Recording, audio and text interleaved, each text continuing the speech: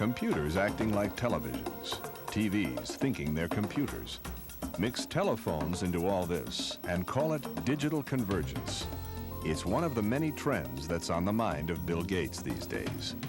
With his past speculations coming to pass in the workplace and at home, you might wonder what he sees for the future of the information age.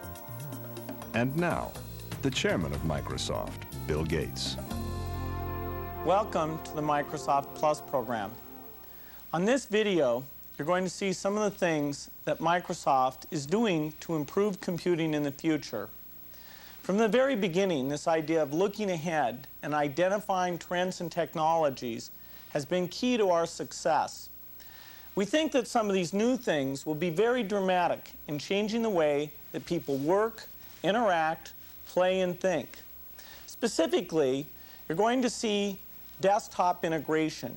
Using object-oriented approaches that we call OLE, applications on the desktop will be working together in a profound way that will actually move data to the center. You'll also see what we call at work, the idea of PCs working with all the office equipment to make it easy to move documents around.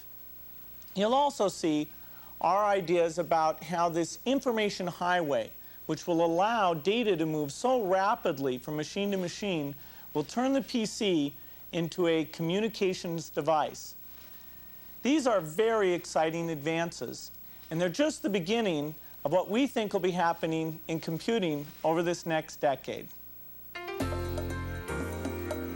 You'll see the first advances where you now work the most, on the desktop. Whether you're using a PC running Microsoft Windows or an Apple Macintosh computer. Now, one thing that has not changed during our entire history is the vision that drives us. I wanted to use a few slides here to talk about how much impact personal computers are having very, very broadly. The trends that we identified back in 1975 are really in full force right now. More and more computers on desktops and even in homes. Now, what drives this, of course, is the relentless improvement in chip technology. We're looking now at not only 40 MIPS on a desktop, but 100 MIPS on the desktop. I like to say, and it's now become true, that Windows runs on the most powerful computers available. With multi-processor approaches and these very fast chips, even the most demanding commercial problems can be run on our systems. But even more importantly, the computer at $1,000 or $2,000 is getting so much storage and so much speed that we can afford to do new great things. One of the new great things more powerful hardware lets you do is create more compelling information, thanks in part to advancements in object linking and embedding with OLE 2.0. What I've got here is very simple. I've got a document, a word processing document. And of course, if I'm working on this document, I have all the normal sorts of word processing things as I scroll through this document. You can see it's a fairly rich document, images, text, all mixed together. Some of the different types of objects are the ones that we think in a multimedia environment will become more popular. So right by this little coffee cup here, we can just click. That's supposed to be coffee, but there's no guarantee. But that's very simple. What we did just there, of course, could be done in the original idea of OLE, because we didn't really have to invoke any user interface from the sound application. When it was double-clicked, it just knew transparently to run in the background and do its thing. As we select objects, they take over the user interface. So if we take a spreadsheet thing here, you might get whatever your favorite spreadsheet program is. You can go in and make changes like you would expect in a spreadsheet. And it has the expected effect. Everything here recalculates. Even an object like this one up here, this graph, is affected every time we make a change. Then you see the graph change. Same thing happens with this graph here. If we select that, if we scroll the right place, then as we move this data up and down, we can see that data, that linked data works. Now that's just two-way linking where we've established a visual connection between these numbers down here and this stuff up here. The thing that's amazing about it is we're doing it inside a word processor. All of that's working very well. We're in Excel right now. In fact, here's the charting tools. But if we click out on the document again, we're back inside the Word environment. Just to show one last thing that sort of I'll introduce you to the fact we think there'll be very, very rich information types. We've got a video clip here. So when I double-click this, there's no special motion video hardware here. This is the software motion video. Goes out and gets the bits from disk and just blitz them. Fresh roasted coffee, will you hold, please? You're welcome. Starbucks fresh roasted coffee. Thank you for holding. At Starbucks company headquarters in Seattle, they say roasting coffee is a lot like spinning straw into gold. Technologies like Olay 2.0 are solutions to the needs of Microsoft customers worldwide. Needs identified by us asking, how do you work? One question people ask us is, how do we decide what we're going to put into these applications? Where do we come up with all these ideas? Well, the answer is that we get a lot of help from our customers in a number of ways. The first thing that I would cite is the calls we get into our product support services. We're taking over 1 million calls a year, and amazingly, over 100,000 of those result in suggestions. Now, every one of those are logged into a database that our developers look at and try and understand how could they provide for that feature.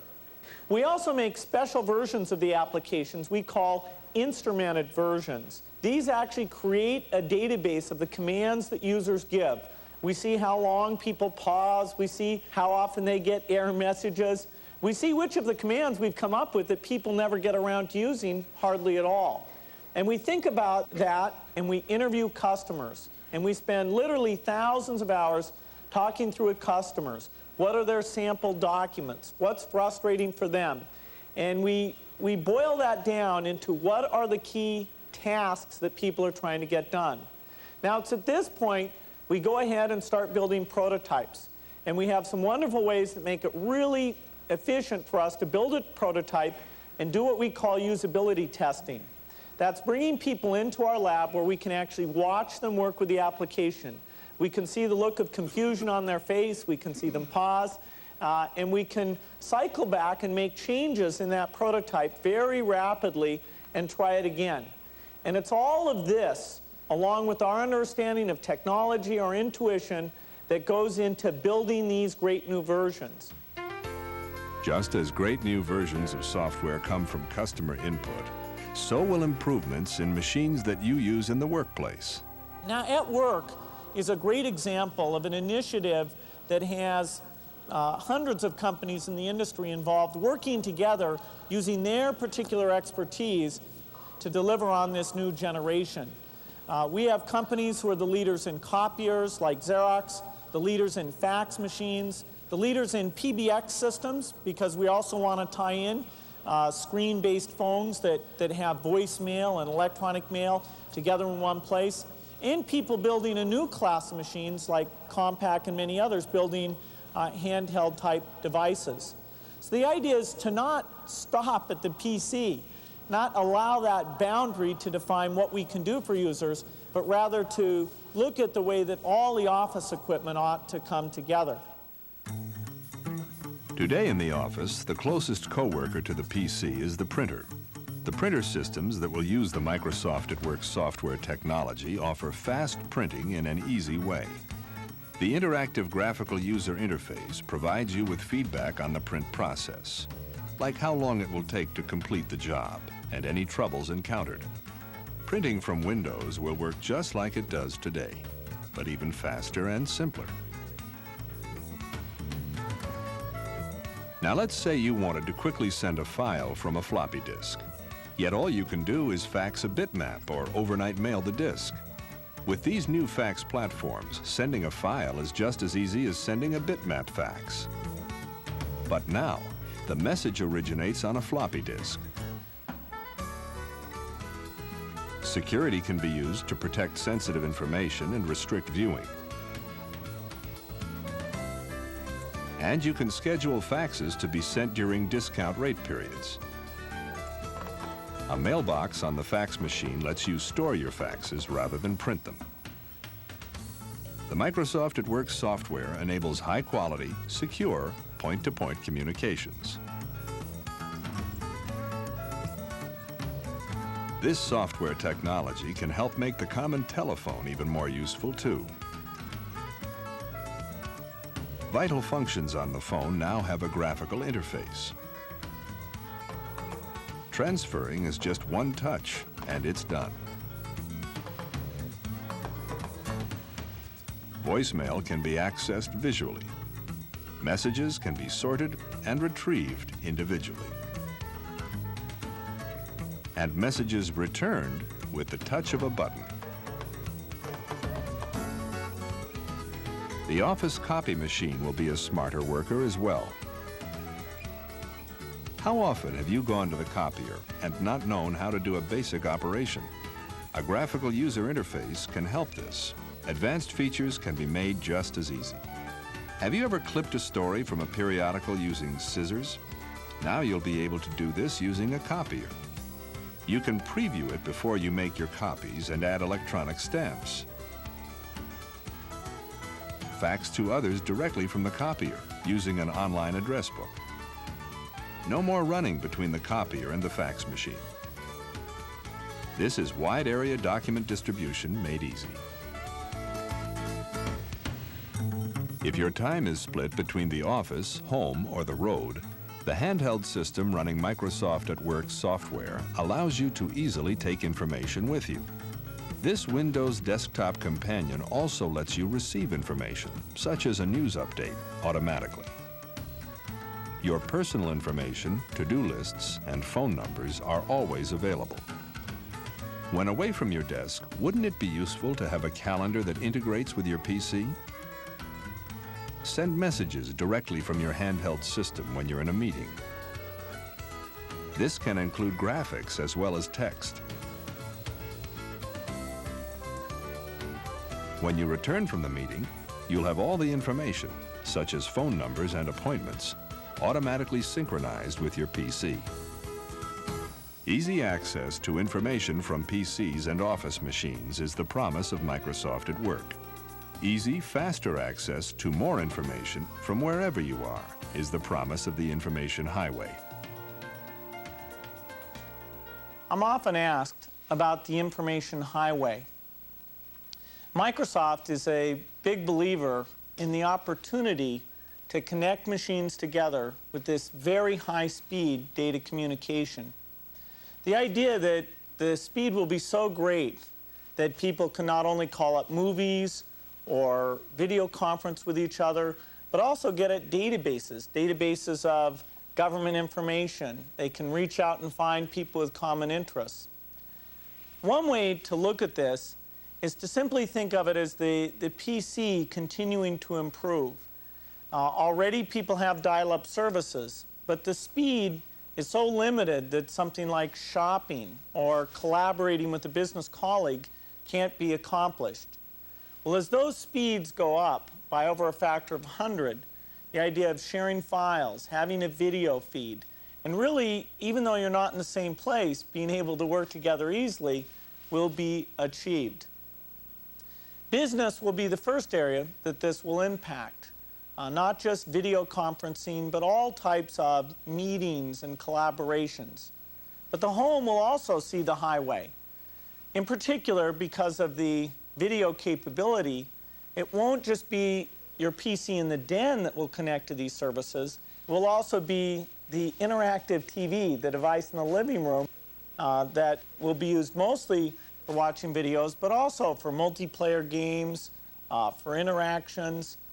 Virtually any type of purchasing or area of interest, or all the things being developed on CDs will be available across this highway. And so this is an evolutionary development. Year by year, it'll get faster. There'll be more databases you can call up, more great CDs that are being developed today. And eventually, I think, this will become the fabric of how people can work together far more effectively than they do today. What you'll find along the information highway is virtually any type of programming or information you want, when you want it, like pay-per-view movies, quickly and easily. Imagine having greater access to government resources and public services, like parks and recreation, where you can check out campsites you can see beforehand, before you register. Or let's say you want to find out which fish are biting and where before you go out and bait your hook. Another intriguing avenue is what you could call the virtual community. For example, through interactive TV, you'll be able to tour an art museum with other art lovers, complete with a tour guide, regardless of the community you each live in, be it Seattle, Boston, New Orleans, or points in between. Discuss what you're seeing among one another. Vote on what to see next. While it won't replace the real thing, it does open up your options, not to mention your experiences beyond your own geographic region. However you look at it, the information highway promises to be a well-traveled one during this, the information age. I hope you're as excited as I am about these new technologies you've just seen. They're just a sampling of the work we're doing. We're also very interested in keeping you informed now and in the future. To help with that, we have the customer manager of Microsoft Plus, Christy Evans, who'll be talking to you about this program in just a moment. Finally, I want to thank you for your continuing use of Microsoft products. Hello, I'm Christy Evans. Welcome to Microsoft Plus. We've just seen a few of the exciting new advances in technology available now and in the not-so-distant future. As Bill said, customers like you are playing a key role in defining these changes. What you may not know is that you've already directed the development of Microsoft Plus. It began with extensive customer satisfaction research, an ongoing activity here at Microsoft. Many of you told us that you want one source to help you get more from your Microsoft products. You want to stay informed of the latest advances in technology and be provided with information that's appropriate for you. Plus, you want to dialogue with Microsoft and others like yourself. And most important, you want to save time and money. These needs are the foundation of the Microsoft Plus program. Through the Microsoft Plus publication and forum on CompuServe, you'll have ongoing communication with Microsoft and other members. You'll also find savings on the things that you use in your everyday computing. These rebate coupons are in the package that contained this video. Also in the package is your guide to benefits and services, which explain all of the features of this program. Microsoft Plus is your program. So from time to time, please let us know how the program is working for you. Your satisfaction is important to us. From all of us here at Microsoft, thanks for being a valued member of the Microsoft Plus program.